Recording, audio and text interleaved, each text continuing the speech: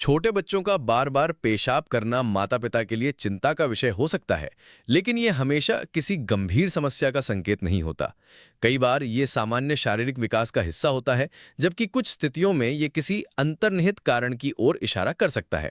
इस विस्तृत जानकारी में हम छोटे बच्चों में बार बार पेशाब करने के विभिन्न कारणों, लक्षणों, निदान और उपचार विकल्पों पर चर्चा करेंगे, ताकि माता पिता को इस स्थिति को बेहतर ढंग से समझने में मदद मिल सके।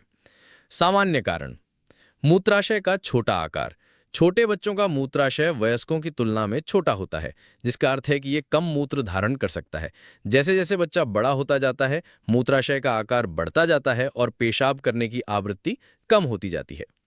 तरल पदार्थ का अधिक सेवन।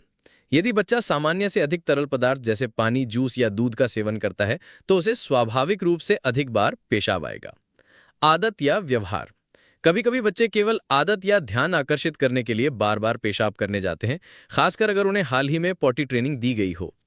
घबराहट या तनाव। नए वातावरण, स्कूल या घर में बदलाव या किसी तनावपूर्ण घटना के कारण बच्चे को अस्थायी रूप से अधिक पेशाब आ सकता है। ठंडा मौसम। ठंडे मौसम में शरीर की रक्त वाहिकाएं सिकुड़ जाती हैं, जिससे किडनी अधिक मूत्र का उत्पादन करती हैं, जिसकी वजह से बार बार पेशाब करने की समस्या हो सकती है। खाद्य पदार्थ और पेय पदार्थ। कुछ खाद्य पदार्थ और पेय पदार्थ जैसे कैफीन युक्त पेय जैसे कोला, चॉकलेट या कुछ फल जैसे खट्टे फल मूत्राशय को उत्तेजित कर सकते हैं और पेशाब की आवृत्ति बढ़ा सकते हैं। चिकित्सकीय कारण।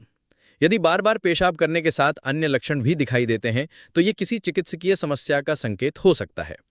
मूत्रपथ का संक्रमण यानी कि यूटीआई, ये छोटे बच्चों में बार बार पेशाब करने का एक सामान्य कारण है।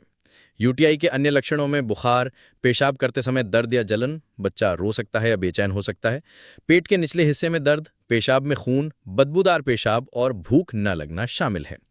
अतिसक्रिय मूत्राशय। इस स्थिति में मूत्राशय की मांसपेशियां अनैच्छिक रूप से सिकुड़ती हैं, जिससे अचानक और तीव्र पेशाब करने की इच्छा होती है। यह दिन और रात दोनों समय हो सकता है। Diabetes mellitus. टाइप 1 डायबिटीज में शरीर पर्याप्त इंसुलिन का उत्पादन नहीं कर पाता, जिससे रक्त शर्करा का स्तर बढ़ जाता है।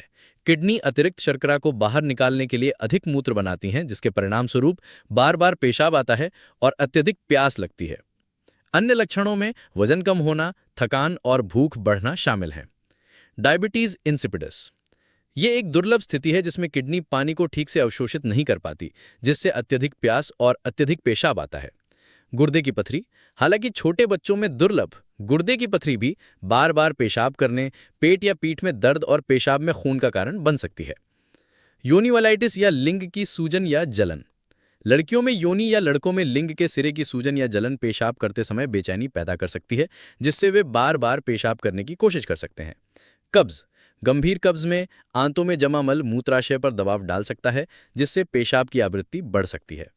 दवाएं। कुछ दवाएं जैसे ड्यूरेटेक्स पेशाब की आवृत्ति बढ़ा सकती हैं। न्यूरोजेनिक मूत्राशय।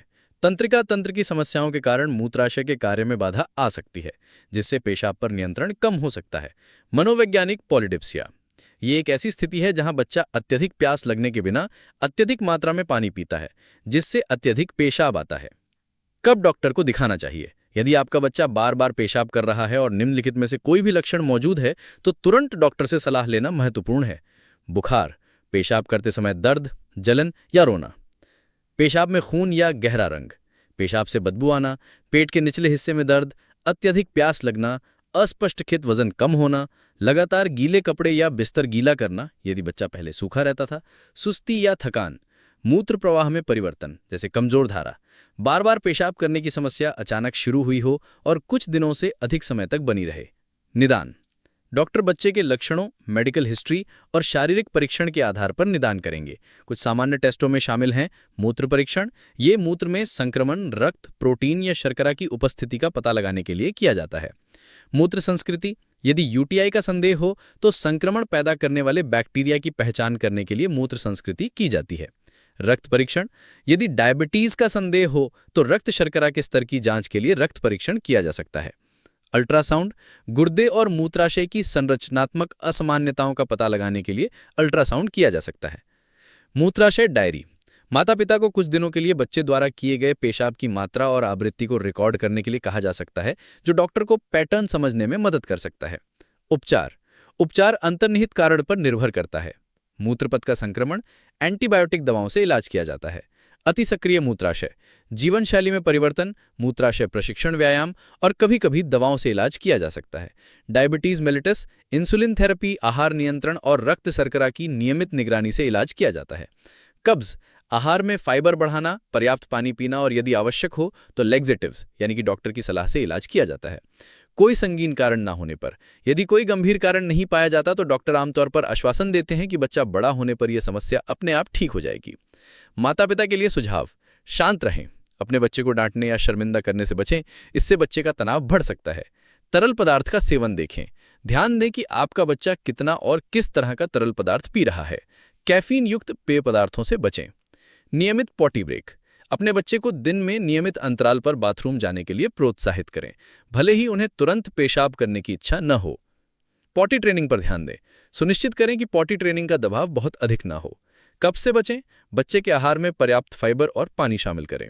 स्वच्छता, लड़कियों में यूटीआई से बचने के लिए उन्हें आगे से पीछे की ओर पहुंचना सिखाएं। डॉक्टर से बात करें, यदि आपको कोई चिंता है तो हमेशा अपने बाल रोग विशेषज्ञ से बात करें। मूत्राशय डायरी, यदि डॉक्टर सलाह देते हैं तो पेशाब की आवृत्ति और मात्रा का रिकॉर्ड रखें।